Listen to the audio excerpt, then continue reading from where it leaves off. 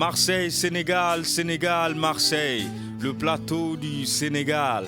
Retrouvez tous les samedis de 11h à 12h30 votre émission Le Plateau du Sénégal sur Radio Galère 88.4. Comprendre, débattre, dialoguer sur l'actualité politique et économique du Sénégal et de toute l'Afrique. Animé par Lamine et Richard.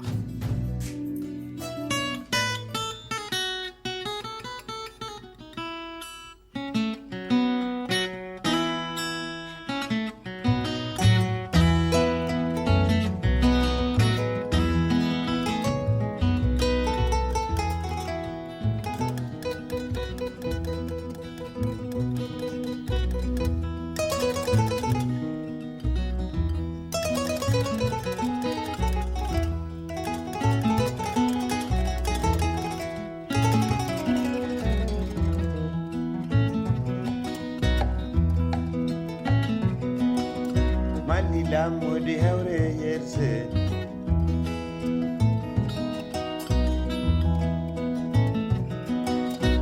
Lila modi hewre yerse Yeter sabu yer koy Yeter sabu yer koy Yeter sabu yer koy Bangu goyer kamba Isabel bangu gerga Yeter sabu yer koy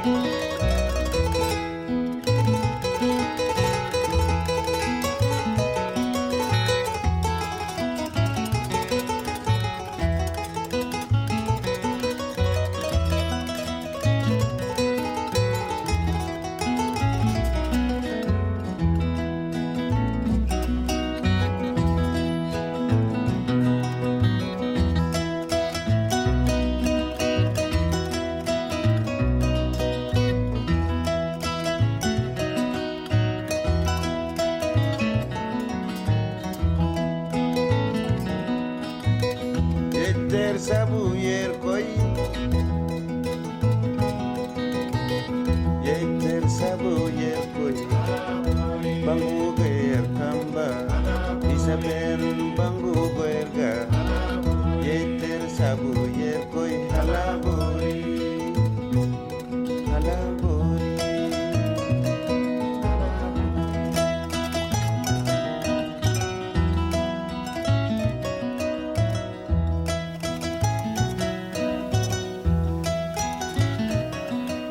Bonjour à tous et bienvenue sur le 88.4 de la bande FM, Radio Galère et sur le www.radiogalère.org et sur le DAB+, canal 8C.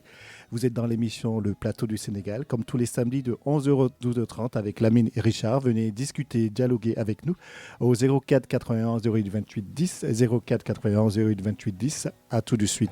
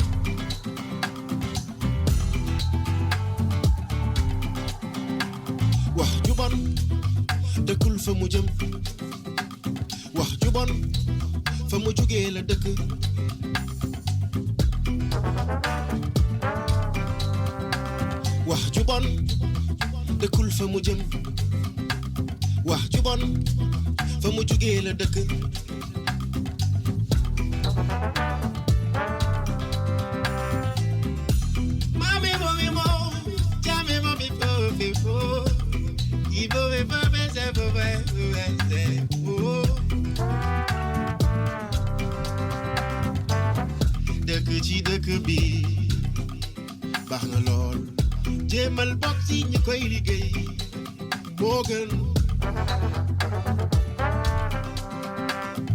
yoo lele yoo lele yoo yoo lele yoo lele yoo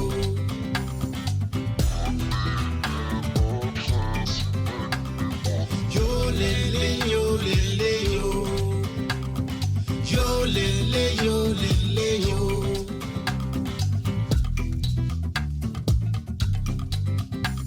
loo xamul yow di solo leer la bul seede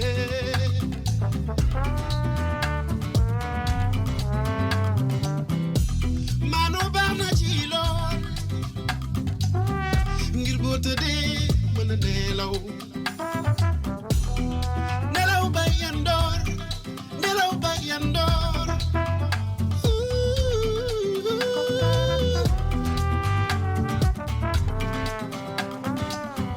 suma lay tette dama naan teeyal suma lay digal dama naan maanul suma lay xelal dama naan ràññee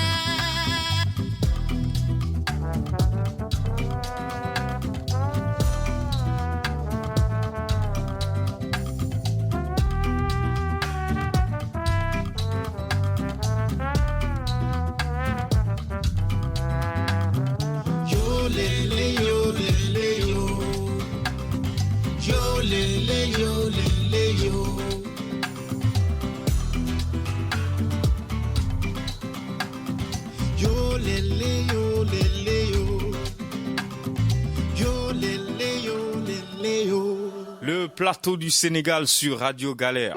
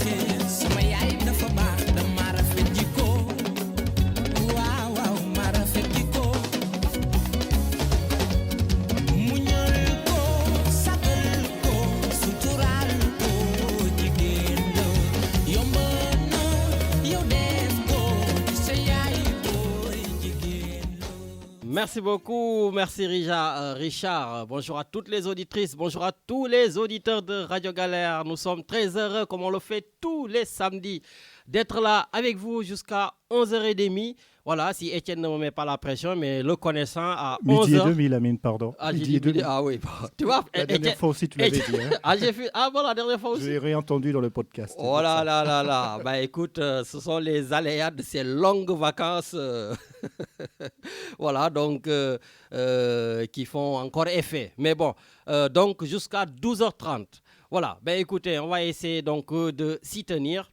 Et donc, assez rapidement, vous savez que l'actualité de la semaine au Sénégal a été marquée par Richard. Le Sénégal s'est doté d'un avion, donc, pratiquement à 100 millions d'euros. Tu sais, c'est combien de milliards? Non. Ah ben, pratiquement 65 milliards de francs CFA. Et le Sénégal est en émoi devant cet avion, le A300, je sais pas, Airbus ou Boeing, je sais plus, A320 Neo. Voilà, et bon, beaucoup de Sénégalais, en tout cas l'opposition n'est pas contente et tout. Apparemment, c'est un deal qui a été mis en place depuis 2019, hein, parce que le Sénégal avait déjà commencé à payer, tout ça. Bon, moi je le dis, hein, honnêtement, je ne suis pas de l'avis de beaucoup de politiciens de l'opposition. Non, non, hein, pour une fois, je suis du côté de Macky Sall. Hein, voilà, Matarli va faire des bons depuis le Canada, j'en suis sûr, il va commencer à appeler. Mais Matar, t'inquiète, je te prendrai plus tard. Mais c'est un superbe avion, vous allez pouvoir être dans le grand luxe. Ben non, on y est déjà, parce que déjà il avait une voiture de plus de 1 milliard. Okay. Voilà, des montres aussi qui... Oh, non, on est déjà dans le luxe. Voilà, maintenant, après le problème, c'est que les gens, ils parlent de l'opportunité de dépenser autant d'argent. Voilà, sauf que beaucoup pensaient que c'était durant cette période, mais non. Il nous reste juste quelques milliards à payer, je crois, le 14 juillet. Et le 16 juillet, on aura notre avion tout neuf, nickel, avec tout le luxe qui va avec. Voilà. Donc, comme je disais, moi, ça ne me dérange pas le fait d'avoir un avion. Non, bien sûr, les gars, c'est notre président de la République. Qu'on soit pour, qu'on soit contre, il faudrait qu'on ait un président qui soit en sécurité dans l'avion. Si demain l'avion écrase, on ne le souhaite pas, mais tout le monde va pleurer, faire des trucs. Non, non, non. On souhaite que notre président ait une longue vie et qu'il ne soit pas dans un avion qui est capable de d'exploser en vol. Donc, vraiment, il faudrait qu'il ait un bon avion. Voilà. Mais est-ce que, justement, aujourd'hui, comme beaucoup disent, c'est opportun d'avoir cet avion? Moi, je ne suis pas dans ce questionnement. Moi, je suis dans un autre type de questionnement. C'est tout simplement pourquoi autant de cachotterie pour acheter un avion? Voilà, soyons transparents, disons les choses telles qu'elles sont. Voilà, et puis ça, je pense qu'il n'y a pas de problème. Mais cacher ça depuis 2019, payer tous les mois ou tous les ans jusqu'à pratiquement 100 millions d'euros pour dire aujourd'hui, oui les gars, on a un avion, mais attention, le montant c'est secret défense. Non, mais non. Voilà, je pense que le jour où on sera vraiment dans cette transparence, on aura déjà fait un très, très, très, très grand pas. Bon, voilà. Donc, en tout cas, sachez que d'ici le 16 juillet 2021, là où le président donc, va recevoir son Airbus, il y aura, Richard, beaucoup de discussions, en tout cas, au Sénégal. Mais comme je vous le dis, moi, je me place tout simplement sur le côté du manque de transparence. Voilà, donc si vous avez envie d'en discuter un tout petit peu, donner votre avis, vous pouvez, mais pas maintenant, parce que tout simplement, j'ai un invité sur le plateau, c'est le docteur Martin Carvalho, que je ne vous présente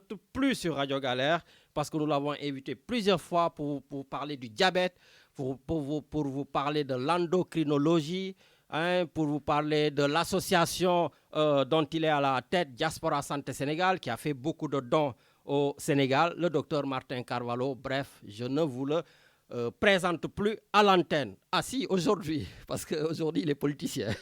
Enfin, je ne sais pas s'il va accepter son nom, mais bon, on en saura plus. Il est une nouvelle casquette, là. Ah oui, donc toi, tu préfères que je dise qu'il est là avec une nouvelle casquette. Oui, Richard, je sais pas, peut-être. Toi, tu côtoies trop les diplomates. Bon, ben écoute, si tu veux, voilà, ben, donc il est là avec une nouvelle casquette parce que, voilà, il est avec Madame Solange Biaggi, voilà, pour tout simplement aller chercher l'électorat du 2e et 3e arrondissement. Et c'est un canton, donc, qui sera âprement disputé parce qu'il y a beaucoup de nos amis, de nos connaissances, voilà, qui y sont, voilà. Et justement, d'ailleurs, Richard, c'est l'occasion de faire une petite précision, parce que quand j'ai annoncé que j'invite le docteur Martin Carvalho, ça a commencé un peu, tu sais, comme je fais sur Facebook, je commence l'émission là-bas, hein, voilà. Chacun y va de son commentaire, chacun, voilà. Et juste, je vais vous dire une chose, c'est inutile de vouloir me mettre la pression. Hey Richard, depuis plus de 15 ans qu'on fait cette émission, on a reçu toutes sortes de pressions venant de pratiquement tous les Sénégalais de tous bords, y compris des autorités sénégalaises qui vont même jusqu'à menacer à faire arrêter les émissions. Voilà, et ils ont échoué lamentablement. Donc vous les Marseillais là, qui essaient de me mettre la pression, vous allez aussi tout simplement échouer lamentablement sur ce côté-là. Voilà, donc je suis quelqu'un où les choses ça glisse. Voilà, vous ne pourrez absolument pas me mettre la pression. Par contre, c'est une émission qui est ouverte. Toutes les personnes, tous les candidats qui souhaitent tout simplement utiliser nos ondes pour parler de leur projet seront les bienvenus. Voilà. Donc, je pense que le débat est clos. Du maire du 2e, Anthony Kremer, jusqu'à Nouriati, Nassera, d'autant plus que je les connais pour la plupart, il n'y a pas de souci. Par contre, personne ne me dira ce que je vais faire, comment je vais le faire, quand je vais le faire. Voilà, ça au moins, je pense que c'est clair, net et précis. Bon, Richard, on va attaquer, non? Ouais, parce que l'heure, ça avance très, très vite. Bon, je reviendrai avec mes chroniqueurs, je pense à toi, Medoun, Matar depuis le Canada, hein, donc Mme Tcherno Birahim Baké, depuis Paris. Je pense à Ndeye Satala. Voilà, d'ailleurs, Ndeye Satala, toutes mes condoléances, parce que Richard, on a perdu le Sénégal, la maman donc, de l'ex-député maire de Dakar, Khalifa Sall, Voilà, donc on avait prévu d'ailleurs de parler un tout petit peu de Khalifa Sall, de Barthélémy Diaz, la bataille de Dakar, la mairie de Dakar est lancée. Le journal de Youssou Ndour, l'Observateur, aurait prêté en tout cas des phrases, en tout cas une phrase à Khalifa Sall, et Khalifa Sall lui-même a fait un communiqué pour dire que tout est faux et absolument faux, parce qu'il avait dit « je ne désignerai personne pour la mairie de Dakar ». Ça fait tâche, d'autant plus que son bras droit, son second, on peut le dire comme ça, Barthélémy Diaz, s'est déclaré candidat. Voilà. Mais bon, on y reviendra parce que quelques temps après, malheureusement, il a perdu sa mère, donc ce mercredi-là. Mais certainement, on en reparlera samedi prochain. Et puis aussi, Richard, je sais que tu n'aimes pas le foot. Non, j'aime bien. Je ne suis pas fan, mais j'aime bien. Ok, tu n'es pas fan, mais tu aimes bien. J'adore la nuance. Non, j'ai un diplomate maintenant ici. Mais c'est bien. Voilà, donc aujourd'hui, tu sais qu'il y a ce grand match. Voilà, ce grand match, la finale de la Champions League. Et moi, tout ce qui m'intéresse dans ce match, c'est qu'il y aura un Sénégalais qui sortira vainqueur. Parce que moi, je le dis, hein, moi, je suis un grand chauvin. Je veux que les Sénégalais gagnent partout. Donc aujourd'hui, si Chelsea gagne, un Sénégalais sera champion, en l'occurrence donc le gardien de but Edouard Mendy. Et si c'est Manchester City qui gagne, un autre Sénégalais, un autre Mendy sera aussi champion. Donc, et lui je le connais en plus, Benjamin Mendy, un Marseillais. Voilà, donc en tout cas les gars, je vous souhaite une excellente finale. Et puis, quoi qu'on puisse dire, je le dis, parce qu'ici, on est indépendant, comme je le dis toujours, et j'ai mes opinions, j'ai mon point de vue, je le dis, Chelsea, voilà, j'ai un petit pincement au cœur pour Chelsea. J'espère que Chelsea va l'emporter, parce qu'il y a le gardien de l'équipe nationale du Sénégal, Edouard Mendy, il y a un Marseillais, Azpilicueta, voilà, et il y a aussi un Brésilien, j'adore, Thiago Silva, ou bien l'inarrêtable N'Golo Kanté de l'équipe nationale de France. Voilà, donc j'espère que Chelsea va gagner. Bon, de l'autre côté aussi, il y aura quand même des Mahrez, voilà, Benjamin, etc. Bon, allez, on reviendra sur tout cela, si vous voulez, à la fin, pour parler de ça. Maintenant, Richard, le docteur Martin Carvalho. Bonjour, docteur. Bonjour Lamine, bonjour Richard, merci pour cette invitation. Bonjour. Bon, en tout cas, donc comme on l'a dit aujourd'hui, j'allais même pas dire bonjour docteur, parce que sur le plateau aujourd'hui, vous n'êtes pas docteur, vous êtes tout simplement un citoyen marseillais qui veut briguer un mandat, voilà, électoral pour les élections qui vont arriver le 20 juin, le 27 juin. D'abord, pourquoi avoir choisi un coin qui est compliqué, difficile, le 2-3? Bah écoutez, merci d'abord pour cette précision. Effectivement, je suis un citoyen simple, lambda, qui se présente devant d'autres citoyens et pour leur demander essentiellement s'ils peuvent me faire confiance, enfin nous faire confiance avec Solange Biaggi dans ce secteur. Bah, d'abord, je n'ai pas choisi. On m'a choisi. Donc c'est un privilège, effectivement. Et la confiance que Solange Biaggi me donne et surtout la confiance méritée certainement que Martine Vassal me donne dans cette élection-là. Je tiens à préciser d'ores et déjà, pour ceux qui peut-être auraient des doutes sur quoi que ce soit en ce qui concerne mon appartenance à une formation politique quelconque, je ne suis d'aucun parti. Oui, mais vous parlez de Martine Vassal, vous parlez de Solange Biaggi et tout le monde sait où elles sont. Oui, ce sont des gens effectivement qui sont chez les Républicains et je ne suis pas chez les Républicains. Moi, à Marseille, je vais vous le dire, j'ai été dans les années 90 au PS. Au bout de 2 ans, je suis parti. Donc, j'ai un ami qui s'appelle Saïd Ali qui peut vous dire les raisons pour lesquelles je suis parti du PS. Et de 2010 à 2011, j'ai été à l'UDI et puis je suis sorti de tous les partis politiques. Comme quoi, quand vous sortez des partis politiques, c'est peut-être là qu'on vient vous chercher. Et donc, à partir de ce moment-là, cette confiance m'a été faite parce que, tout simplement, je pense que je représente une minorité visible, une société civile. Moi, je suis nulle part, hein, donc je suis dans la société civile. Et mon intérêt dans la politique, c'est de pouvoir œuvrer pour le citoyen. Si c'est ça, faire de la politique, j'accepte d'avoir la casquette du politicien. Mais justement, que répondez-vous aux gens qui disent, d'ailleurs, ils vous écoutent. Là, vous avez dit que vous avez été PS, donc gauche, UDI, je pense, c'est centre. Centre-gauche. Centre-gauche, si vous voulez. Mais il y a du centre-droit et du centre-gauche. Voilà, mais c'est quand même la capitale, c'est le centre. C'est le centre. OK. Voilà. Et maintenant, donc, gauche, centre, droite, non? Pas du tout. Société civile. D'accord. Vous savez, société civile avec des amis de droite. Voilà. Après, vous savez, aujourd'hui, qui peut me dire ce que c'est la gauche et ce que c'est la droite? S'il y a quelqu'un qui me donne la définition de ce qu'est la gauche parce que je suis à gauche ou ce qu'est la droite parce que je suis à droite, je pense qu'il se leurre. Ça, c'était à l'époque de nos prédécesseurs. Aujourd'hui, on s'en fout d'être de droite ou de gauche. Ce qui importe, c'est de trouver des solutions pour le citoyen. La rue n'est pas de gauche ni de droite. L'école n'est pas de droite ni de gauche. Le transport n'est pas à droite ni à gauche. Ça appartient aux citoyens. D'accord. Voilà. Donc, pourquoi être dans le 2-3? Alors, dans le 2-3, comme je disais tout simplement, parce que d'abord, les gens pensent que j'habite le 11, le 11e arrondissement. Je n'habite pas le 12e. Donc, je ne suis pas chez les gens qui ont les moyens. Je suis dans le 11e arrondissement depuis très, très longtemps, depuis 20 ans maintenant. Et depuis 6 ans, les gens semblent l'oublier. J'ai créé à l'hôpital européen le service d'endocrinologie où j'étais responsable de ce service-là jusqu'au mois d'octobre 2020. Et puis, bien entendu, j'ai créé mon cabinet depuis lors donc à la rue Chanterec. Donc, c'est un coin où j'ai beaucoup de patients et j'ai vu la misère, effectivement, dans ce secteur du 2-3, notamment dans le 3e et surtout en haut, derrière la Belle de Mai. Et à travers les patients qui m'évoquaient leurs difficultés, quand on m'a fait cette proposition, donc il y a à peu près un mois en gros, j'ai dit mais pourquoi pas y aller, parce que d'une part, soigner les gens, vous comprenez bien, c'est essayer de rentrer dans leur intimité pour soigner leur corps, mais quand on soigne les gens, on a envie aussi de soigner leur environnement, parce que santé, environnement, pour moi, ça fait un. D'ailleurs, c'est l'une des délégations que j'ai à la métropole en tant que vice-président du territoire. Et quand on m'a fait cette proposition, je me suis dit c'est un challenge. Parce qu'on ne peut pas dire on veut aider les gens et ne surtout pas aller là où c'est difficile.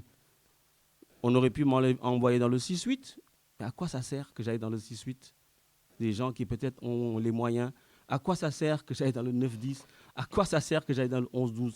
Je vais là où il y a effectivement la majorité des gens qui me connaissent, qui ont besoin de moi et qui me font confiance sur le plan de la santé. Et je pense aussi que beaucoup de mes amis et de mes connaissances sont aussi dans le 2-3. Et comme je dis, je sais d'où je viens. Donc je sais ce que je pourrais apporter à ces personnes-là. Alors d'ici là, on va dire, ouais, mais ils n'habitent pas là, qu'est-ce que ça veut dire? Mais ça fait 6 ans que je suis dans le secteur. Le secteur, je le connais, hein. D'accord, j'y arrivais quand j'étais responsable du service à 6h30 du matin, j'en partais à 20h. Donc les gens, je les voyais, je me baladais dans le secteur, je sais ce qui se passe dans le secteur parce qu'il n'y a pas mieux que les patients pour vous dire effectivement ce qui s'y passe. Et quelquefois, j'allais leur rendre visite chez eux, je voyais très bien effectivement la misère qu'il y avait dans ce secteur-là. Donc on ne vient pas me faire des leçons à ce niveau-là parce que je pense que ça, je le dégage d'un revers de main. Donc vous êtes plutôt dans ce secteur, plutôt pour des raisons essentiellement sanitaires. Vous pouvez apporter votre expertise sanitaire? L'expertise sanitaire, je pense qu'à ce niveau-là, je n'ai pas à la faire. Ce sont les patients qui la font pour moi. D'accord? Parce que moi, je suis médecin donc, à Marseille depuis maintenant plus de 30 ans, près de 30 ans, donc en exercice libéral depuis 20 ans. Donc, je pense que là-dessus, les gens qui me font confiance, on ne peut pas plaire à tout le monde. Hein. Je n'ai pas la prétention de soigner tout Marseille, heureusement, parce que j'aurais fait un burn-out. Donc, les patients qui me font confiance viennent me voir dans mon ancien cabinet du 12e qui existe toujours. Et aujourd'hui, depuis que je suis implanté là, continuent de venir me voir. Et donc, dans mon nouveau cabinet, donc, qui est à la rue Chanterec, j'en fais une petite publicité, mais bon, excusez-moi, ce n'est pas le but de cette... Et sur le plan, en dehors du sanitaire, je vous ai dit tout à l'heure, quelqu'un, pour qu'il ait une bonne santé, il faut bien déjà qu'il ait un logement qui soit sain. Il faut qu'il ait un environnement dans son quartier qui soit sain. Ça m'intéresse. Mais comment allez-vous faire justement? Ce coin-là est l'un des coins les plus pauvres de France. Oui, je dirais même d'Europe. Ouais. Écoutez, vous savez, quand c'est facile, c'est même pas la peine d'y aller. J'ai envie de dire, d'accord? Excusez-moi de reprendre Obama qui disait tout simplement que vaut mieux peut-être essayer. Au moins, on ne pourra pas dire, on ne pourra pas prendre d'excuses, mais plutôt, j'aurais au moins essayé. Donc, que les gens qui parlent, d'accord, me laissent essayer, d'accord? Et quand ils seront à ma place, ils feront peut-être certainement mieux que moi. et c'est tout ce que je leur souhaite. D'accord ? Moi, pour l'instant, je mène mon chemin. Comme je disais hier à un copain, je ne fais pas l'histoire. C'est l'histoire qui nous fait. Ça, c'est une citation de Martin Luther King. Donc, vous savez, on ne peut pas tout de suite dire « je vais tout faire, je vais tout promettre ». Moi, je ne promets quoi que ce soit à personne. Dans ma vie, on m'a éduqué dans ce truc-là. D'accord ? Je ne promets rien aux gens. On chemine ensemble, on travaille ensemble, main dans la main. Si quelqu'un qui est de gauche vient m'apporter un dossier que je peux défendre, même si effectivement, je travaille avec Madame Vassal, mais on pourra le faire. Quand Madame Vassal fait effectivement, donc, apporte à la ville de Marseille, depuis qu'elle est là, donc des millions d'euros donc, de son département, elle ne regarde pas si c'est à gauche ou à droite. Hein. Les Marseillais, c'est des Marseillais, il y en a de gauche, de droite, du centre. Il y a des gens qui sont dans aucun parti. Ce qui est important, c'est ce que nous faisons pour les citoyens. D'accord. Donc, vous dites que vous ne promettez rien. Mais les électeurs, eux, attendent des promesses fermes, surtout dans le 2-3, pour avoir peut-être, je ne sais pas si c'est dans votre champ, mais avoir des emplois, avoir, comme vous l'avez dit, des logements, avoir, je ne sais pas moi, un meilleur cadre de vie. Justement, quels sont les projets que vous allez mettre en place pour les inciter à voter pour votre liste, enfin pour votre binôme? Lamine, je pense que les gens qui promettent des choses, ce sont des gens qui racontent tout et n'importe quoi.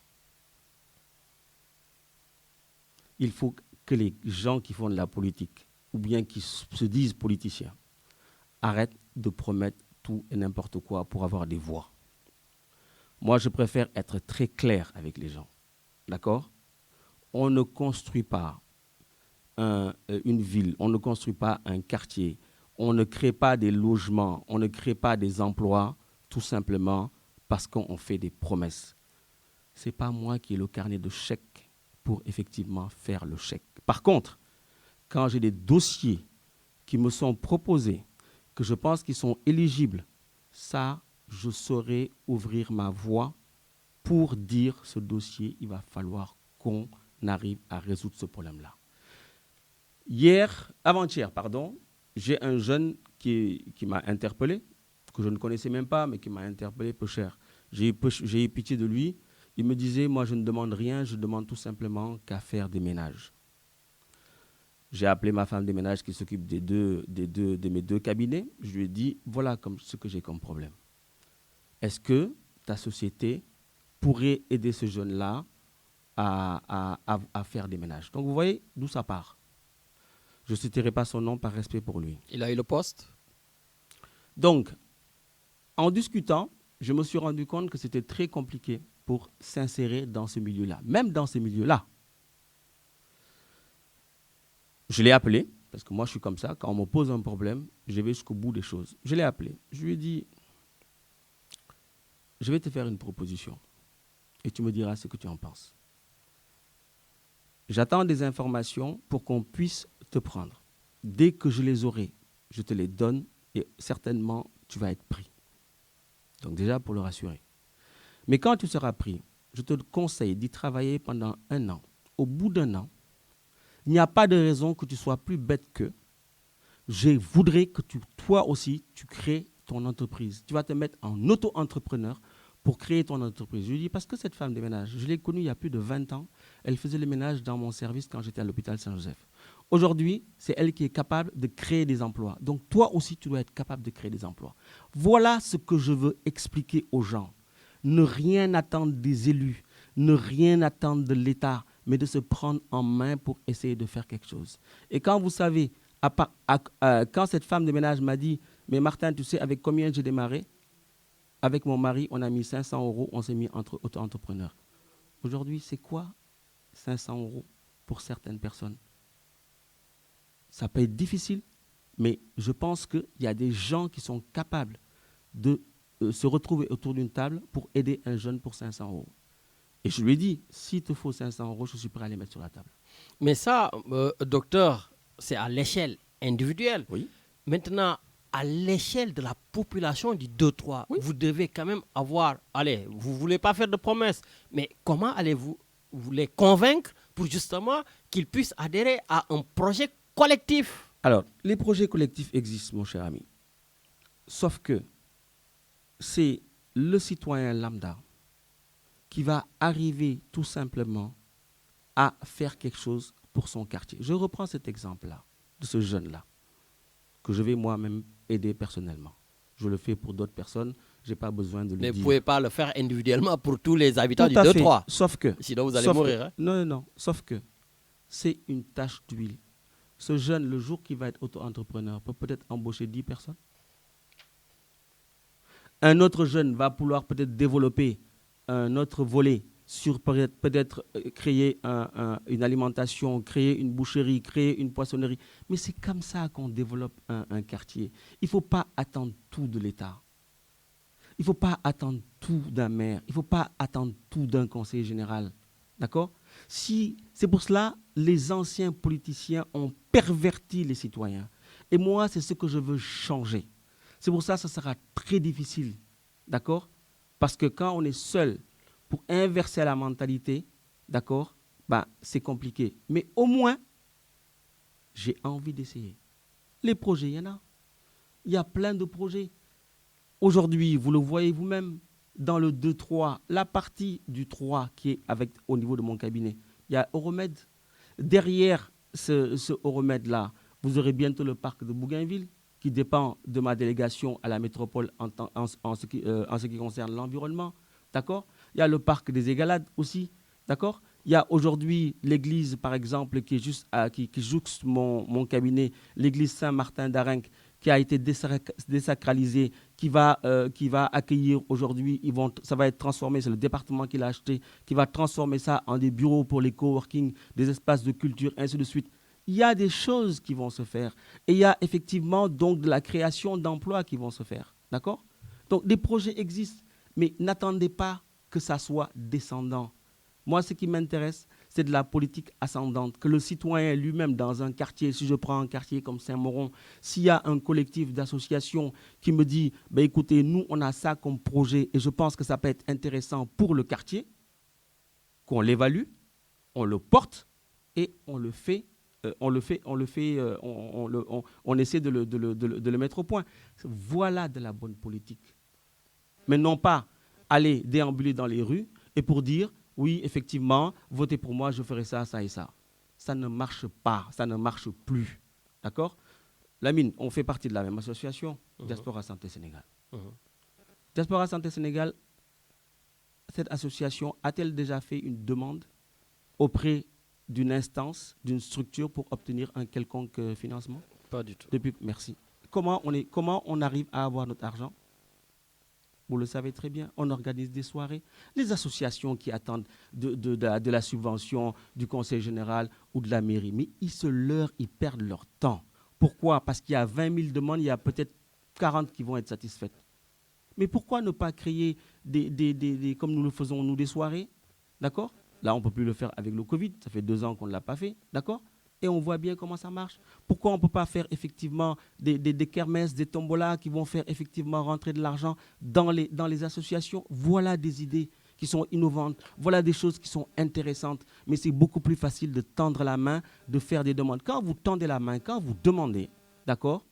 Mais excusez-moi de l'expression que je vais utiliser, vous êtes dépendant de la personne qui est là pour vous. Moi, je ne préfère ne pas être dépendant. Juste un dernier mot par rapport à l'association. D'accord? J'ai eu à diriger ici le collectif PACA pour la mémoire de l'esclavage, où j'étais président pendant 4 ans.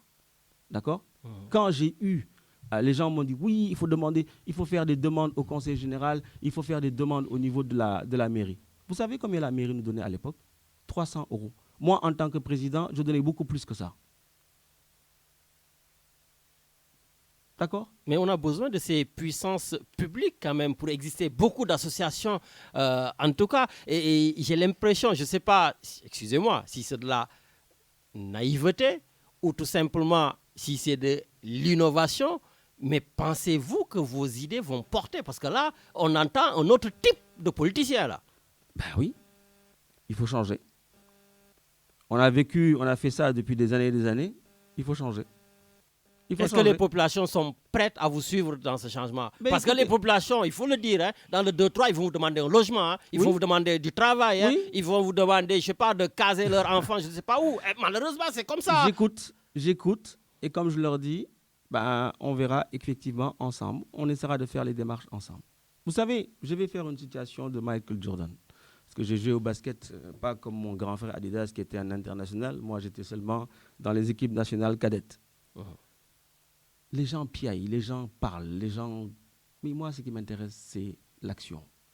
Michael Jordan disait, j'aimais beaucoup cette phrase-là parce qu'effectivement, quand je suis allé à Chicago, je suis rentré pour aller chez Nike et dans l'ascenseur de Nike, vous avez la phrase de Michael Jordan. Michael Jordan disait, certains veulent que ça arrive. D'autres aimeraient que ça arrive et quelques-uns font que ça arrive. Moi, je fais partie de ces gens qui font que ça arrive.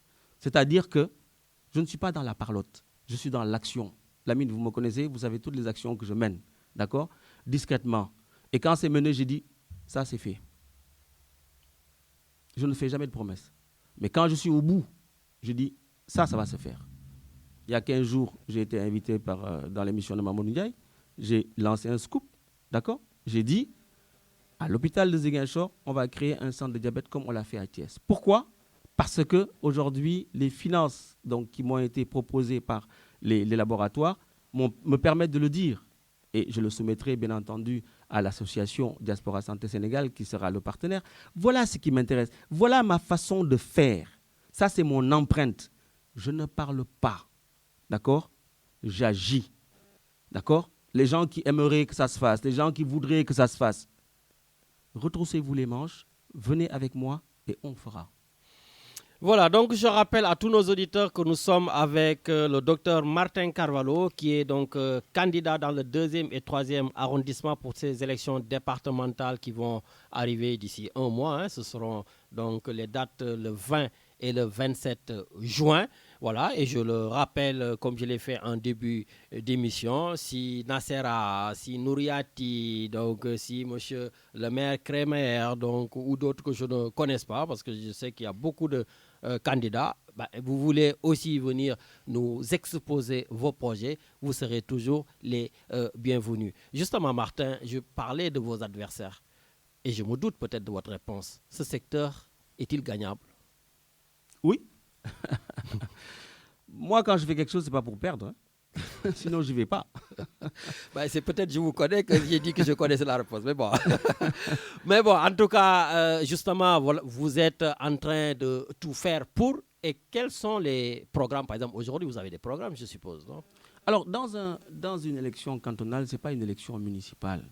On a la chance d'avoir, j'ai la chance d'avoir à mes côtés Solange Biadji, donc qui est une conseillère générale sortante, donc qui a beaucoup œuvré quand même, quoi qu'on en dise, parce qu'on entend ci et là, elle n'a absolument rien fait. Je pense qu'à un moment donné, il faut arrêter de stigmatiser les gens, d'accord? Quand il faut être à la place des élus pour pouvoir comprendre ce que c'est un élu. Moi, ça fait seulement depuis le mois de juillet que je suis dedans. J'apprends avec humilité. Je vais au contact de la population parce qu'effectivement, ma délégation est assez grande à ce niveau-là. Vous savez, moi, je les plains, ceux qui sont là depuis un certain nombre d'années, parce que les pauvres, vous étudiez des rapports, on vous envoie ces rapports-là, vous essayez de voir effectivement comment ça passe. Ils doivent faire des représentations de droite à gauche. Il ne faut pas je vais vous dire quelque chose qui va peut-être vous paraître bizarre, hein. Moi, vous savez, je n'ai pas de problème avec l'argent parce que je me suis toujours constitué, j'ai toujours travaillé pour être indépendant. Je vais vous dire très simplement, en tant que vice-président de la métropole, chargé de la santé, de l'environnement, de la biodiversité et des relations avec les citoyens, heureusement que tout cela se tient en une seule délégation, je touche 980 € TTC par mois. Vous savez le nombre d'heures que je passe après mon cabinet pour étudier les dossiers, les coups de fil, effectivement. J'ai même suspendu 3 demi-journées de mon cabinet par semaine pour m'occuper de la métropole. Et je ne vais pas encore vous faire l'injure de vous dire combien je touche dans une consultation de cabinet, d'accord, par demi-journée, multiplié par 4. Donc vous comprenez bien que si je fais ça, ce n'est pas pour cela.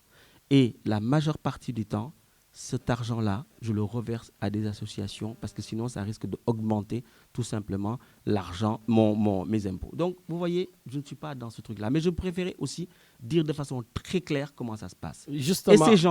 Et ces gens-là, parce que vous m'avez parlé donc effectivement de notre programme, ces gens-là se démènent pour tout simplement que les populations soient bien dans leur quartier. Je vais vous donner quelques exemples, d'accord, qui vont vous faire comprendre essentiellement quels sont les programmes.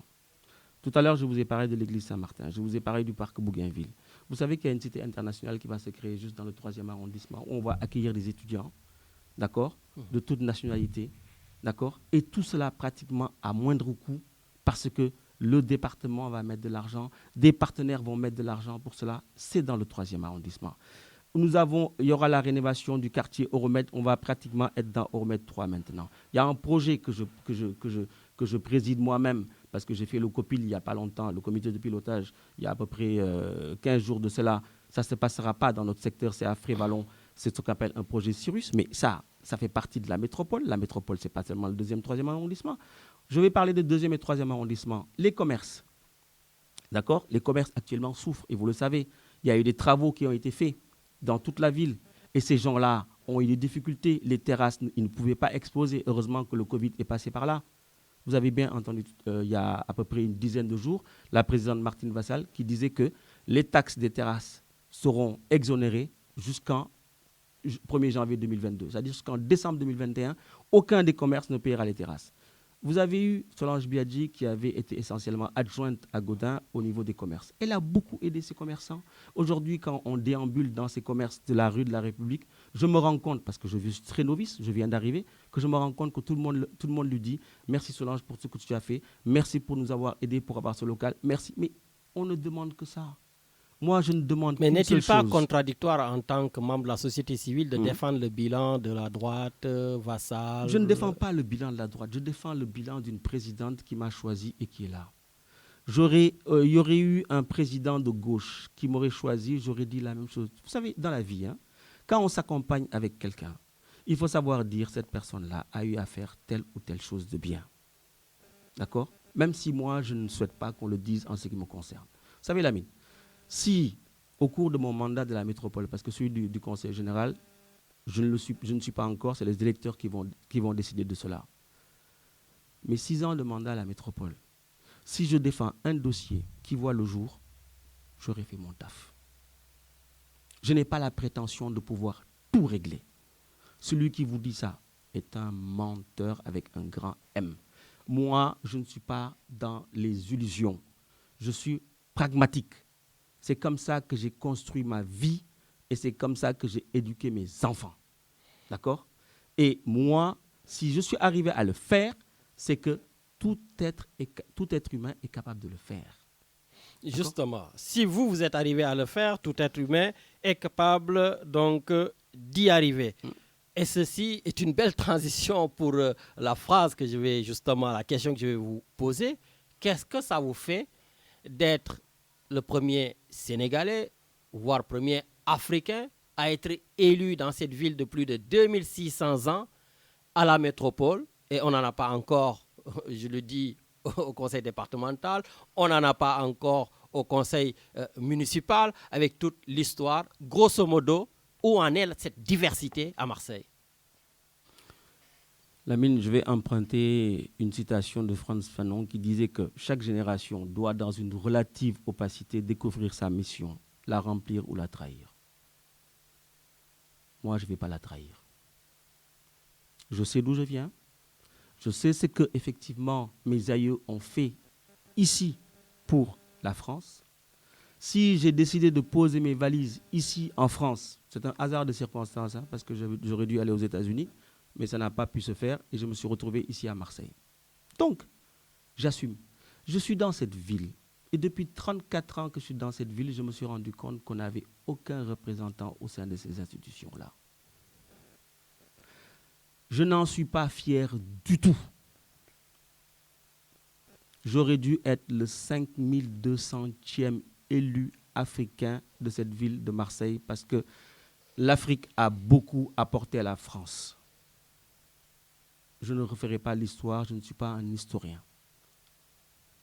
Maintenant, si effectivement le bon Dieu, Allah, Rabbi, comment on peut l'appeler dans toutes les langues, me donne cette mission, je ne vais pas trahir cette mission. Je vais la remplir jusqu'au bout, n'en déplaise à qui que ce soit.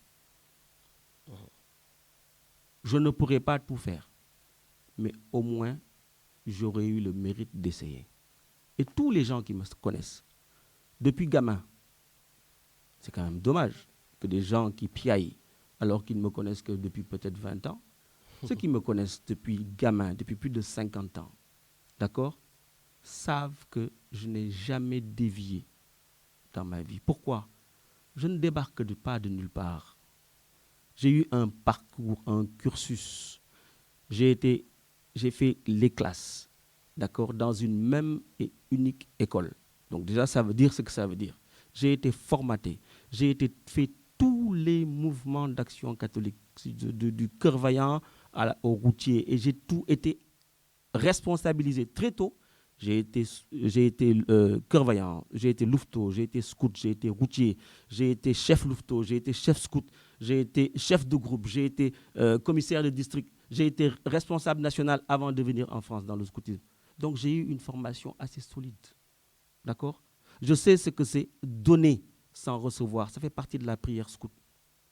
D'accord? Donner. Et quand on donne, on reçoit beaucoup. D'accord? Donc moi, en ce qui me concerne, pour ceux qui ne me connaissent pas, d'accord, allez chercher tout ce que vous voulez, partout. Vous ne trouverez rien parce que je suis droit dans mes bottes. Je sais qui je suis. Je sais qui est pour moi, celui qui est en face de moi a la même importance, voire une importance même plus importante que moi, parce que je me rabaisse assez pour que je me mette à la portée des gens, pour que je puisse les comprendre et qu'on puisse cheminer ensemble. Ben justement, voilà. Comment allez-vous mettre en pratique votre expérience pour aider vos compatriotes? Quand je dis compatriotes, je dirais noirs, compatriotes africains. Bon, commencez pas à me taxer de communautarisme. Hein. Je pense que vous allez commencer, voilà, je vous sens là, vous allez écrire tout ça. Mais comme je l'ai dit, beaucoup de personnes viennent vous chercher pour que vous alliez chercher vos communautés pour qu'ils viennent voter pour eux. Et quand ça, votre communauté, vous n'acceptez pas. À un moment donné, arrêtez vos hypocrisies, là, tout ça. Hein? Voilà. Donc, justement, Martin, comment faites-vous pour justement insuffler, en tout cas, donner du courage à cette jeune génération? Vous avez déjà ouvert la voie. Vous êtes à la métropole. Est-ce que vous avez des idées pour que demain, on ait, 10, 15 Martin Carvalho dans les différentes institutions qui décident dans cette ville? Ça manque de diversité à Marseille, bon sang, il faut qu'on le dise. Ah, Lamine, vous prêchez un convaincu.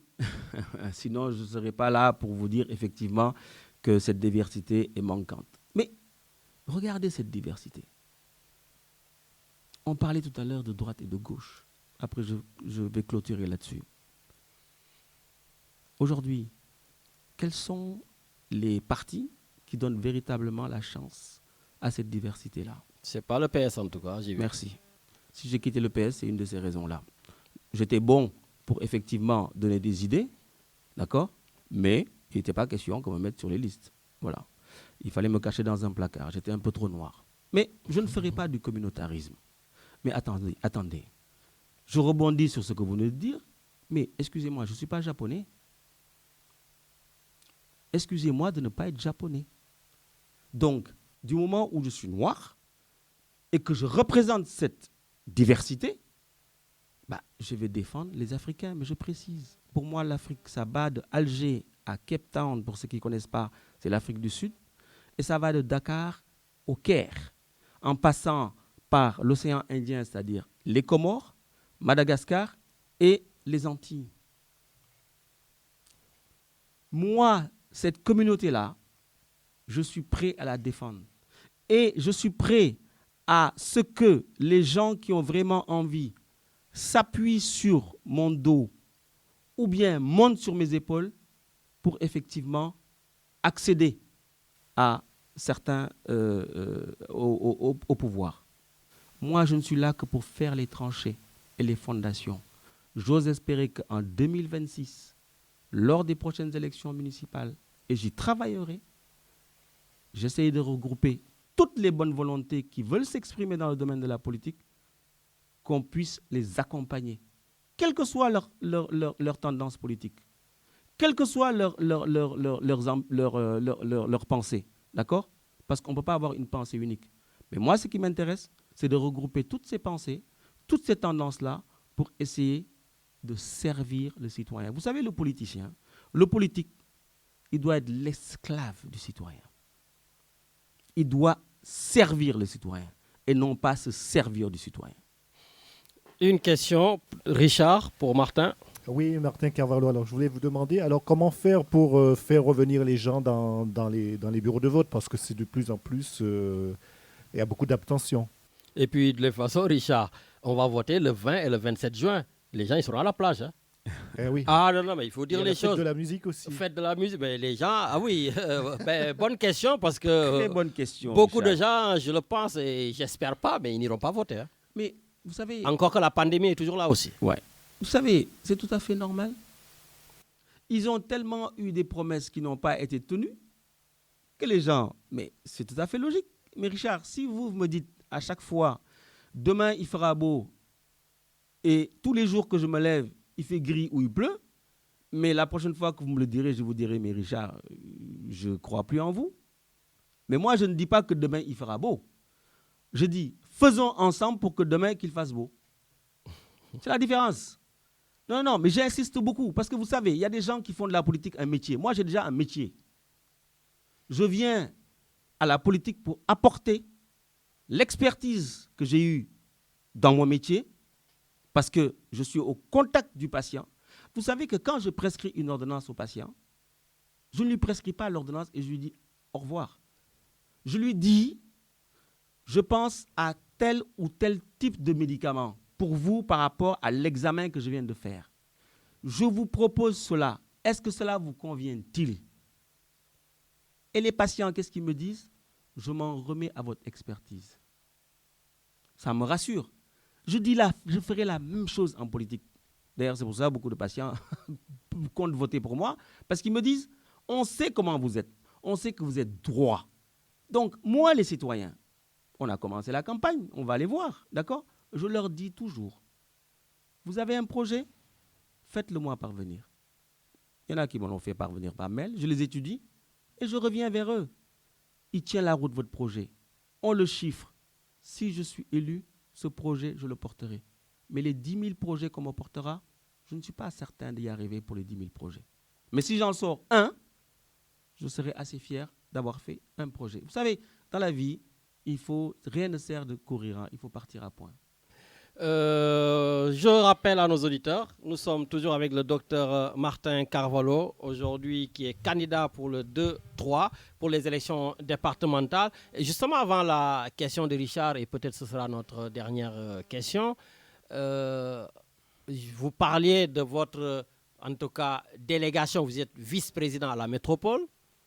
Après la métropole, là, on parle des élections départementales. Et hop, je vous ai entendu parler de 2026. Ça y est, l'appétit vient en mangeant. Vous voulez la mairie de Marseille? C'est légitime aussi. Lamine, non, je pense qu'à un moment donné... c'est vous qui avez parlé de 2026, hein, c'est oui, pas moi. Non, mais quand je parle de 2026, c'est pour les générations futures par rapport à ce que vous m'avez posé comme question. Ah d'accord, c'est pas la mairie. Ah non, oulala. Ah ben on sait jamais, pas... avec les politiciens maintenant, parce que vous êtes devenus politiciens là. Oui. Ah ben si, quand même. Non, on va être pragmatique. Moi, je vous ai dit... Alors, attention. Si, effectivement, je veux dire, les gens pensent que je peux être un bon maire, je le serai. Mais je pense que, attendez, il y a des gens beaucoup plus compétents que moi. Il y a des gens beaucoup plus brillants que moi. Et puis, je pense que, de vous à moi, je laisse Benoît Paya à sa place parce qu'il a, je pense, assez de problèmes avec la mairie de Marseille. Ce n'est pas moi qui vais lui prendre sa place. Qu'il se rassure. D'accord. Donc 2026, vous préparez les générations futures. Tout à fait. Ça, mais vous n'avez pas une ambition personnelle quand même? Quand même, vous êtes lancé, Martin, vous ouvrez la voie aux autres. Mais allez jusqu'au bout. Ce que je disais à Pape Diouf. Alors, continuez votre chemin. Allez jusqu'au bout. Mais vous savez, moi, je suis Lamine. Quand j'ai été élu dans le 11-12, je ne m'attendais même pas à être à la métropole. Quand les élections de la métropole se sont passées, on m'a dit, Martin, on te verrait bien en tant que vice-président. J'ai dit merci. Je me suis dit, c'était du boulot, je vais m'organiser, mon emploi du temps, pour pouvoir faire ce travail qu'on me confie. On m'a appelé il y a moins d'un mois et demi en me disant « Martin, on veut que tu ailles au cantonal ». Moi, je ne pensais même pas aller au cantonal. Donc, à ce moment-là, j'ai dit « écoutez, ça va être compliqué, mais je vais m'organiser parce qu'on me fait confiance. » D'accord ? Mais si le bon Dieu décide que demain, je serai président de la République du Sénégal, mais Koku, à la Koulialine, c'est lui qui décide, c'est notre créateur qui décide. Aujourd'hui, je vois que les planètes sont alignées. Si en 2026, on me dit, Martin, il va falloir aller briguer quelque chose et que j'en ai la capacité et que j'ai des gens qui me soutiennent et qui veulent venir avec moi, quelle que soit leur tendance politique. Mais Lamine, je viendrai vous dire à ce moment-là, je me présente. Je ne suis même pas sûr que le 20 juin, je serai là sur cette terre. Je vais me projeter déjà sur 2026. C'est mon souhait. Mais je n'en sais absolument rien. Moi, je reste un croyant. Je vais pas à pas. D'accord ? Je n'ai pas d'ambition personnelle. Vous savez, la seule ambition personnelle que j'avais quand j'étais gamin, c'était quoi ? C'était d'être médecin. Voilà mon ambition. Je l'ai réalisée. Le reste, advienne que pourra. En tout cas, Martin Carvalho, merci d'avoir accepté notre invitation. Voilà, peut-être allez, le mot de la fin. Écoutez, le mot de la fin, j'ai envie de dire, je ne suis pas quelqu'un qui fait du verbiage. Je ne suis pas quelqu'un qui parle pour ne rien dire. D'accord ? Les gens qui me connaissent savent comment je suis. Quand vous me voyez, on me lit comme dans un miroir.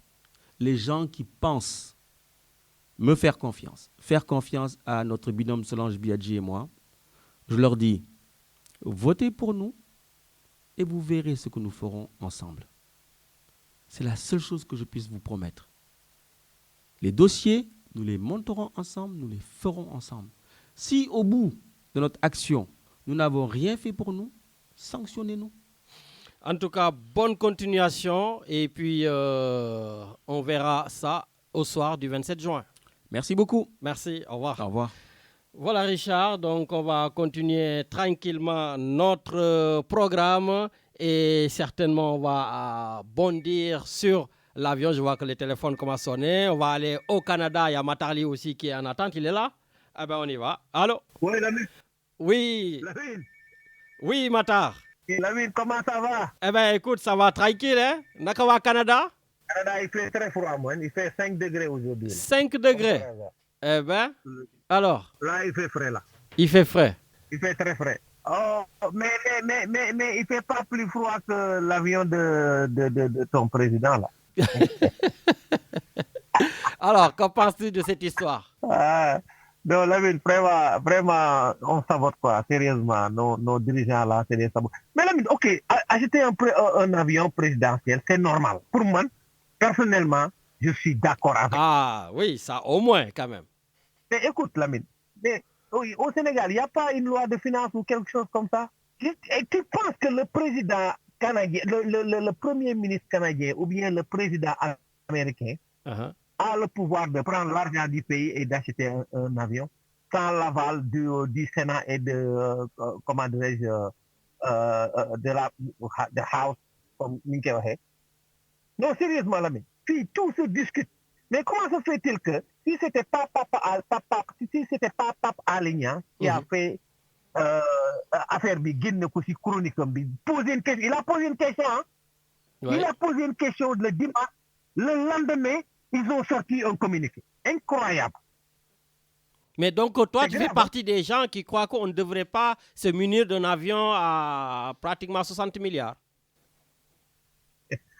Mais là, 60 milliards. Mais là, il n'y a pas. Les étudiants ne sont pas orientés. Les professeurs ne sont pas payés. Il n'y a pas d'hôpitaux au Sénégal. Il n'y a rien. Tu vois, c'est incroyable, Lamine. Franchement, nous les Africains, là, on est maudits, quoi, franchement. On n'a pas des dirigeants. C'est dommage quand même, quoi. Parce que le problème, c'est que ce n'est pas l'avion, mais c'est la priorité et le timing. Le timing, ce n'est pas un bon timing. Oui. Tu comprends, Lamine? Ils ont dit que l'avion a été commandé en 2019. OK. Lamine, ça fait combien d'années le stade Demba Diop il est fermé? Ça fait 4 ans, depuis 2017. Il est fermé. Le Sénégal amul sax stade bu ñu mën a footballer avec number one team africaine amuñu terrain bu ñu jouer, c'est catastrophique là. Les hôpitaux, il y a tellement de choses à faire au Sénégal et on va s'apprêter un avion de 60 milliards de francs. Oui, mais oui, mais vous avez l'habitude toujours de crier toujours à la fin. Le train express régional, vous criez. Les bus qu'il a amené, les milliards, vous criez. Macky Sall, il fait ce qu'il veut, vous criez. Après, demain, il va faire autre chose. Vous passez, vous laissez l'avion, vous allez là-bas. Lamine, hold on, man. Lamine, ça fait le train d'express que tu parles là, il a été inauguré quand? Je sais pas, il y a quelques années, mais il continue, il marche toujours pas. Janvier 2019. On est en 2021 maintenant. Janvier 2019, avant les élections présidentielles. Le truc, il est cloué jusqu'à présent. C'est incroyable, Lamine. Franchement, moi, vraiment, je pensais qu'on avait un président de notre génération, mais vraiment, c'est catastrophique. Là. Bon, ben écoute, en tout cas, je vois que tu es reconverti, hein, Richard, notre ancien capitaine de l'équipe nationale du Sénégal de basket, maintenant est un grand politicien. Hein?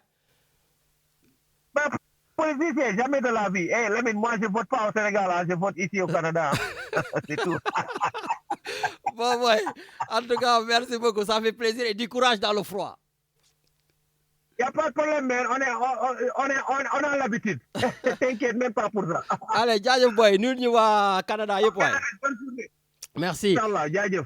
Voilà, et j'en profite vraiment pour nuyu gars yi ñuy déglu yëpp du côté donc des États-Unis parce que samedi dernier j'ai reçu beaucoup de messages, gars ils disaient Richard qu'on leur manquait vraiment, voilà, parce qu'ils ont reçu les podcasts, voilà, et donc ça fait plaisir parce que du coup il y a toujours un ou deux qui reçoivent les podcasts et qui les balance à Atlanta, New York, un peu partout. Donc, et j'ai reçu des messages des gens que je ne connaissais pas, mais des Sénégalais, et ça fait plaisir. Et il faut que tu ailles le remercier aussi sur les commentaires de la page YouTube, qu'il faut que tu rappelles. Parce qu'il y a des commentaires. Oui, aussi. Et des nouveaux abonnés aussi. Hein. Ben Richard, mais ça, c'est toi qui t'en occupes. Moi, je ne sais même pas. Ok, bon, ça va. J'irai faire un tour et donner des réponses. En tout cas, merci. Ça fait plaisir vraiment d'avoir cette grande famille qui s'élargit de plus en plus. Nous allons à l'antenne. Il y a quelqu'un qui attend. Allez, on y va. Ah, il est parti. Bon, voilà, donc, Martin, comme je vois que vous êtes là, on peut encore discuter un peu même de l'actualité qui se passe un peu au Sénégal. Vous avez votre avis sur l'acquisition de de ce Boeing ou Airbus, je ne sais pas, en tout cas de cet avion du président à plus de 100 millions d'euros. Quel est votre avis? Écoutez, Lamine, bon, j'ai la chance d'être binational, donc je peux me permettre de dire effectivement ce que je pense de mon pays. Comme disait notre ami, ton chroniqueur du Canada, je suis plus de son avis que du tien. Alors que d'habitude, on s'entend tous les deux bien, mais ce n'était pas le bon moment. Ce n'était pas le bon timing. D'accord? Comme disait notre ami du Canada. Je pense qu'il y a des priorités ailleurs. D'accord? Sur le plan, je veux dire, de la santé, je suis bien placé pour le savoir. Bon, il y a des hôpitaux qui vont être inaugurés. Je veux dire, à Kédougou, tout ça. Bon, est-ce que ce n'est pas du tape à l'œil, hein? Moi, vous savez, je suis quelqu'un de très concret, d'accord? Avant de construire un hôpital, faudrait-il encore déjà assurer la formation des gens qui vont travailler dans cet hôpital, d'accord? Moi, c'est ce que j'ai fait à Thiès, hein. Avant de créer la structure de Thiès, on a d'abord fait venir les gens en formation, on les a mis on a construit le centre, on les a mis en place. Aujourd'hui, ça marche très bien, d'accord? Donc, après... On peut ne pas être d'accord sur tout ce que je dis. Et de toute façon, c'est tout à fait libre que chacun puisse effectivement s'exprimer comme ça. Merci. Mais moi, je pense que là-dessus, il faudrait que nous, Sénégalais, qu'on soit vraiment, vraiment très... il faut qu'on fasse attention parce que, je veux dire, on ne peut pas dilapider l'argent comme ça des gens parce que tout simplement, on se dit président de la République. À un moment donné, il faut arrêter. Un président de la République, c'est un homme d'État. C'est le garant, si tu veux, de l'État. Il faudrait qu'il prenne un peu de recul avant de faire certaines dépenses qui sont inconsidérées. En tout cas, on va continuer à débriefer donc l'actualité ensemble. Si vous voulez rester avec nous jusqu'à 12h30, voilà, vous êtes le bienvenu. Richard, on a un auditeur. Allez, on y va. Allô? Allô? Oui, bonjour. Lamine, c'est Charlie à Toulon. Oh, grand cher, comment tu vas? Ça va bien? Eh bien, ça va, ça fait plaisir d'avoir un auditeur qui nous appelle et qui n'écoute pas seulement chez lui. Le plaisir est partagé. Bon, mais ou bien tout simplement, j'ai touché un point sensible, le président de la République, parce que vous êtes un de ses bras droits à tout l'heure. Hein. Non, mais le point le plus sensible actuellement, c'est Martin Carvalho. Ah. Parce que je le félicite donc de son initiative. C'est un homme intègre, donc qui a su convaincre les gens de par sa simplicité, par aussi sa vision sur la politique. Donc là, en l'écoutant, on voit qu'il y a une nouvelle donne en politique. Voilà, donc je l'encourage à aller beaucoup plus loin et je souhaite que les Marseillais puissent lui apporter en fait des voix nécessaires pour lui permettre de gagner ces élections. D'accord. Le second point, effectivement, donc là je viens à ce que tu... Moi, je ne comprends pas les polémiques qu'il y a autour de cet avion. Parce que si l'avion est en panne, donc il y a des réparations, par exemple, je ne sais pas, qui peuvent être de 3 ou 4 milliards. Et si on les calcule sur 20 ans, donc ça peut faire les 60 milliards qu'on parle aujourd'hui. Ça a été voté en 2019 dans le budget du ministère de la Défense. Parce que tout le monde sait que c'est la Défense qui gère cela. Quand on dit qu'il y a d'autres priorités, oui, il y a d'autres priorités au Sénégal. Mais pour l'instant, les priorités sont budgétisées. Il y a en fait des réalisations qui sont là. Il y a des réalisations qui sont en cours. Moi, je pense que c'est juste une diversion de certains politiques sénégalais auprès de la population en disant, ils pouvaient l'utiliser pour la jeunesse. On vient de voir récemment le conseil présidentiel sur l'emploi. Donc, concernant les jeunes. Oui, mais d'accord. Mais justement, est-ce que le problème, je ne pense même plus l'acquisition. La plupart des Sénégalais, ils sont d'accord. Mais pourquoi tant de secrets, allant jusqu'à appeler le montant secret défense, pourquoi tant d'opacité dans l'acquisition de cet avion? Bonne question. Là, justement, si j'avais quelque chose à reprocher, effectivement, au communicant du président, c'est justement cela, parce que quand même... il y a l'Assemblée nationale, il y a le budget, donc tout doit être clair. On ne doit rien cacher aux Sénégalais sur les montants. Là, je suis entièrement d'accord avec ces remarques. Il faut que les Sénégalais sachent combien on a acheté l'avion, quand est-ce qu'on va le recevoir, et puis voilà. Donc, il faut être clair. Bon. Au moins, voilà. Vous êtes lucide en tant qu'apériste. En tout cas, ça nous fait plaisir de vous avoir à l'antenne et puis bien des choses à tes amis, donc le gourou Samba Doucouré, donc le grand marabout Aldo. Voilà, en tout cas, merci beaucoup, très bon week-end. Merci. Allez, Djaïev, merci. Oui, Martin, donc tu as eu des encouragements? Bah oui, le téléphone, effectivement, ne cesse... les textos, les gens apprécient, donc ça me fait beaucoup plaisir. Donc je ne vais pas citer les gens pour ne pas rendre jaloux d'autres qui ne veulent pas féliciter ou qui ne pensent pas. Ce n'est pas un problème. De toute façon, on ne peut pas faire l'unanimité. Vous savez, Kennedy disait quand les choses sont dures, ce sont les durs qui avancent. Donc moi, j'aime être dur et j'aime avancer. Voilà. Donc à partir de ce moment-là, moi, ce qui m'importe, c'est essentiellement de porter haut les couleurs du Sénégal et de l'Afrique dans toute sa diversité. Comme je dis, je ne suis pas là pour défendre les Japonais ou les Chinois. Ils ont leur leader.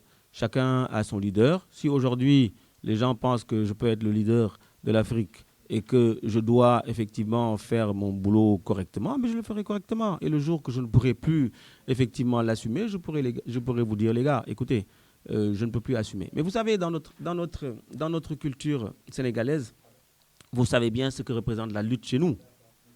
On dit toujours, un lutteur, il faut bien qu'il soit entouré, il faut qu'il soit effectivement protégé. D'accord?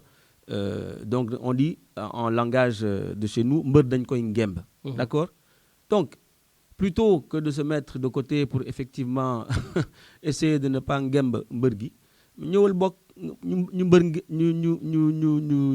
jéem a essayer de faire quelque chose pour ce lutteur-là. Et ce lutteur-là, bien entendu, essaiera dans la mesure du possible de représenter dignement, tout simplement, ses compatriotes. Voilà. D'accord. Voilà, ben Richard, je pense qu'on a un auditeur, c'est ça? Bon, avant d'aller prendre l'auditeur, je rappelle quand même qu'aujourd'hui, Richard, notre ancien président de la République, Abdoulaye Wade, fête ses 80 ans. Non, 95 ans. Ah oui. Voilà, 95 ans. Donc, Abdoulaye Wade, aujourd'hui, à 95 ans, yalla may goud fan ak wér, vraiment longue vie encore, parce que vous avez été aussi un président exceptionnel, je dirais, en tout cas au moins lors du premier mandat. Voilà, avant l'arrivée du fils. Voilà, donc, et puis voilà, c'est un opposant qui s'est beaucoup battu et qui a fait progresser la démocratie au Sénégal. On peut tout lui dire, mais Wade est un grand homme et vraiment, nous lui souhaiter un très joyeux anniversaire. J'en profite aussi pour souhaiter joyeux anniversaire à Grand Pape Sec, hein, l'envoyé de la TFM ici à Marseille. Aujourd'hui, lui aussi, donc c'est son jour d'anniversaire. Voilà, et puis malheureusement, il y a aussi de mauvaises nouvelles. Et Mangi souhaitait donc à ma tante, Madame Aïssatou Dembélé, Richard, qui est une véritable auditrice de l'émission, si jamais elle ne reçoit pas les podcasts, alors là, voilà, donc elle est dans tous ses états. Et donc, Tata, Manglei Diale, vraiment le décès de ton frère, donc Moussa Sankare, voilà, il n'a pas yërëm te xare ko Adjana. Et puis, dans ces dédicaces, on pense à Grand-Pape Ley, à Tonton Badou Diallo, à Diego Kouaté et tout le reste donc des auditeurs qui nous écoutent dans l'ombre. Vous êtes très nombreux. Vous êtes dans l'ombre, je le sais. Hein? Vous envoyez des conseils, vous envoyez des SMS. Hein? Donc voilà, en tout cas, ça fait plaisir de se savoir écouté par beaucoup de personnes donc, qui soutiennent et qui font des encouragements constants, comme justement notre grand Nongo Diop et puis Tonton Ibou Mbaye depuis le Sénégal. Richard, cette émission n'est pas que politique. C'est aussi une émission de coup de cœur, c'est aussi une émission de coup de gueule. Et là, est-ce que notre auditrice est en ligne? Allô? Oui. Oui, bonjour oui, Eva Bernet, donc bonjour, je le dis, Eva. Vous êtes... Moi, c'est un coup de gueule, un énorme coup de gueule. Voilà. Parce qu'il y a une différence énorme entre quand tu es français et sénégalais. Pourtant, nos pays sont amis depuis la nuit des temps. Pourquoi? Vous êtes sénégalaise? À la base, j'étais togolaise. Vous êtes togolaise. Mais maintenant, j'ai vu votre photo, il me semble que vous êtes blanche, non? Oui, je suis blanche. Oui, il y a des blancs comme ça au Togo? Oui, parce que les Allemands étaient beaucoup au Togo. Ma maman était au Togo et mon papa dans les Indes. Et avec ma nounou, grâce à cette merveilleuse nounou, elle m'a apportée à Marseille et maintenant je suis sénégaloise, comme on dit. D'accord. Voilà. Alors, donc oui, aujourd'hui, qu'est-ce qui vous arrive? Alors, j'ai un gros coup de gueule parce que j'appelle les M au carré, c'est-à-dire Macron et Macky Sall. Je les appelle les M au carré parce que nos gouvernements s'entendent très bien, nos présidents s'entendent très bien, mais pour moi, il y a une trop grande différence. Moi, en tant que Française, je peux aller au Sénégal avec mon passeport, ma carte d'identité. Bien sûr que maintenant, il nous faut le vaccin du Covid, c'est d'accord. Tandis que si vous voulez inviter des amis et des personnes qui vous tiennent à cœur, et même moi, ma famille sénégalaise avec qui je me suis mariée, mais disons pas dans les règles comme le gouvernement nous le demande, alors il faut que je lui donne un hébergement. Alors je ne vous dis pas l'hébergement comme c'est très difficile. Il faut justificatif en cours, c'est-à-dire 3 mois, que tu sois français, ressortissant de l'Union européenne, etc., avec le passeport, tout ça. Ensuite, il faut prouver que tu gagnes 1 185 € et 35 centimes, c'est-à-dire que tu déclares au fisc 14 224 0,20 centimes par an. Hein? Ensuite, il nous faut un titre de propriété ou le bail, des factures d'électricité, de gaz, de téléphone, le livret de famille, une attestation d'assuré social, bien sûr un timbre de fiscal de 30 € et bien sûr une assurance pour la personne qu'on va héberger. Tout ça pour une attestation d'hébergement? Oui, mais ce qu'on demande pour l'héberger, alors c'est ça qui est grave et c'est ça qui je conteste. Bon, bien sûr qu'il lui faut son nom, sa date de naissance, etc., son passeport, sa carte d'identité, bien sûr le permis international, parce que son permis n'est pas valable ici en France, il faut qu'il devienne international. Ça, il faut le souligner parce que beaucoup de Sénégalais arrivent avec leur permis. Eh bien non, en France, on ne peut pas. Ensuite, il faut déterminer des périodes d'accueil. Et ce qui est très, très grave à mes yeux, c'est que le niveau de ressources exigées par jour de séjour, c'est 32,50 € pour l'étranger qui détient une attestation d'accueil. Comment voulez-vous qu'un Sénégalais qui gagne tout juste 45 € par mois puisse justifier 32 € par jour? Non, mais là, c'est... Voilà, mon coup de gueule. Donc, vous êtes en train de galérer pour lui faire un visa? Totalement, parce que de mon côté, maintenant, disons que je n'ai plus à fournir des pièces de bulletin de salaire. Ensuite, mais bien sûr, mon compte en banque, il n'y a pas de problème.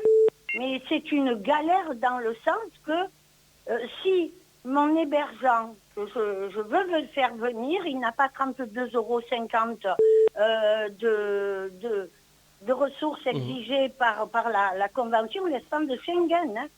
La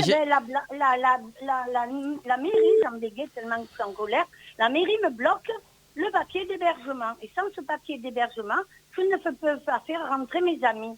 Et c'est simplement pour du tourisme, bonté divine. Alors les migrants, heureusement qu'on les accueille, mais à la limite, il faudrait que tout le monde prenne le bateau et la pirogue pour venir en France. En tout cas, si tu veux venir légalement, tu n'y arrives pas. Ça nous fait plaisir d'entendre une Française, en tout cas, défendre les Sénégalais qui n'arrivent pas à avoir de visa, d'autant plus que, comme vous le dites, un Français, il prend son passeport, il va à l'aéroport directement tranquille. Et le Sénégalais, c'est la croix et la bannière. Totalement. Surtout que je vous rappelle, parce que vous n'avez pas dit une chose, parce que vous avez listé tous les papiers qu'il faut pour avoir l'attestation d'hébergement, et vous savez que vous pouvez avoir l'attestation d'hébergement, aller payer pour le visa, et on vous dit non. C'est ça. Et on ne vous rembourse pas.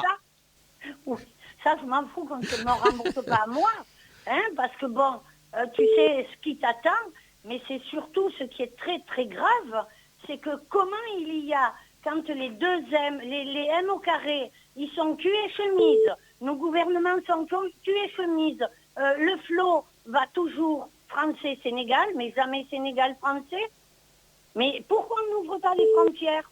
Moi, de mon époque, parce que j'ai 57 ans, mon époque, c'était tout ouvert, tu rentrais, tu sortais, tu rentrais, tu travaillais et tu repartais. Qu'est-ce que c'est? Après, c'est normal que les migrants arrivent par milliers et j'espère qu'on va dégager toutes ces frontières parce que avant, s'il n'y avait pas eu, après la guerre 14-18 et 39-45, c'est vrai que c'est les parents qui m'ont raconté, s'il n'y avait pas eu les Italiens, les Espagnols, les Portugais, parce que les Français ils étaient tous morts, s'il n'y avait pas eu ces personnes-là, jamais la France aurait été comme on la connaît maintenant. Maintenant, ouvrons les frontières et faisons rentrer le monde entier pour que tout le monde puisse travailler. On manque beaucoup de main-d'œuvre. J'espère que Marine Le Pen ne vous entend pas.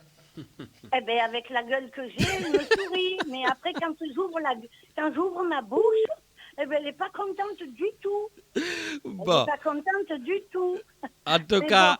on s'en fout, elle n'est plus là, on dirait. Non, il faudrait que nos deux présidents s'entendent pour que le flot puisse aller vice-versa et arrêter de mettre des barrières aux Sénégalais qui veulent rentrer touristiquement en France.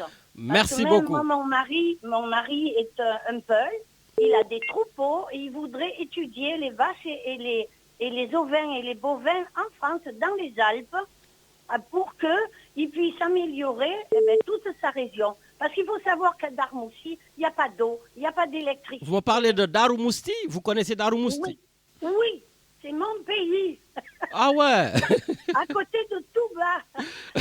J'ai des moutons, nous avons des moutons. Mais sachez que tout le monde m'a dit, mais ils ont un portable. Oui, vous savez pourquoi ils ont un portable? Parce que comme il n'y a pas d'électricité, ils sont bien obligés d'avoir une lampe. D'accord. Voilà pourquoi. Ils ont la lampe du petit portable. Ils n'ont pas d'eau et pas d'électricité. Et l'autre, ils viennent s'acheter un avion et des voitures, tout ça. Il y en a marre là-haut. Sénégalais, réveillez-vous. Il faut faire des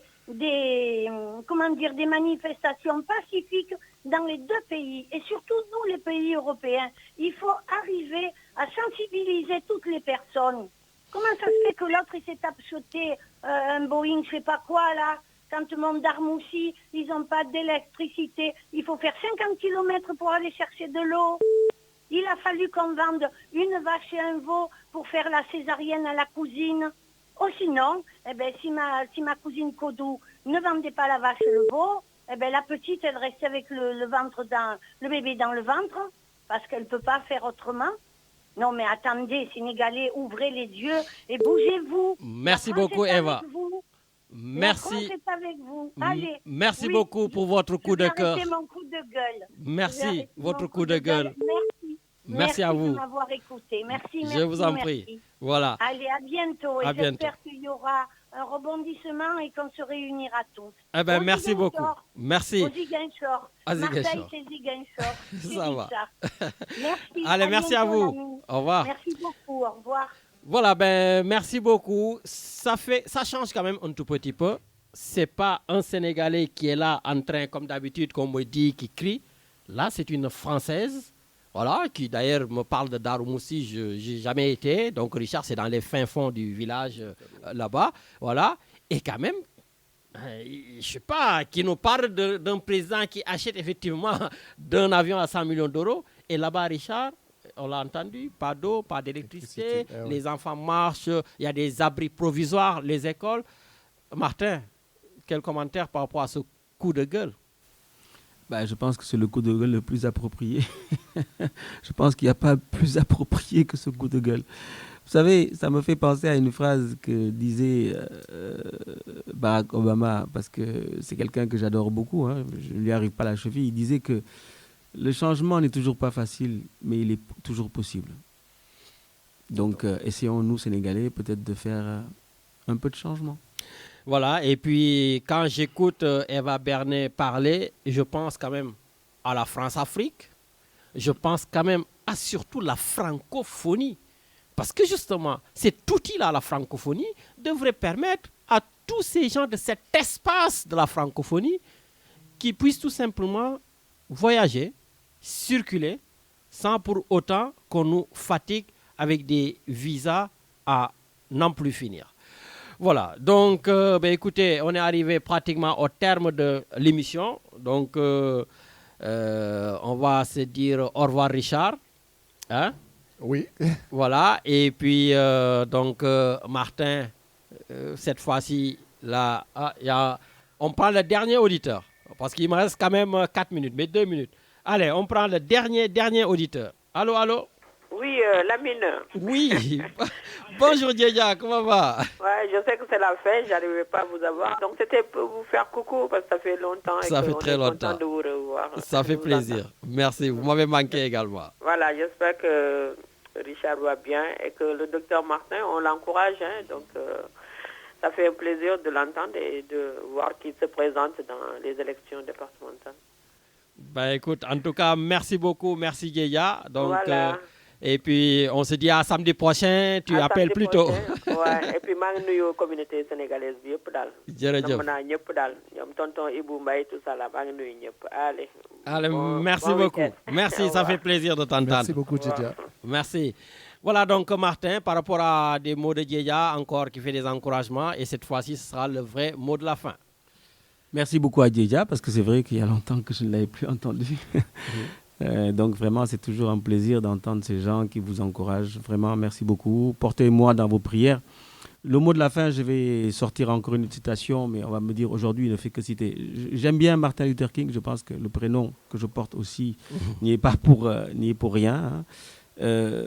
Luther King disait, nous devons vivre ensemble comme des frères, sinon nous allons tous mourir ensemble comme des idiots. En tout cas, merci beaucoup. Et je renchéris derrière avec Martin Luther King, toujours, qui disait « Nos vies commencent à finir le jour où nous devenons silencieux à propos des choses qui comptent. » Bonne continuation, Martin, et je vous laisse, les auditeurs, continuer cette émission avec Étienne, et puis à samedi prochain.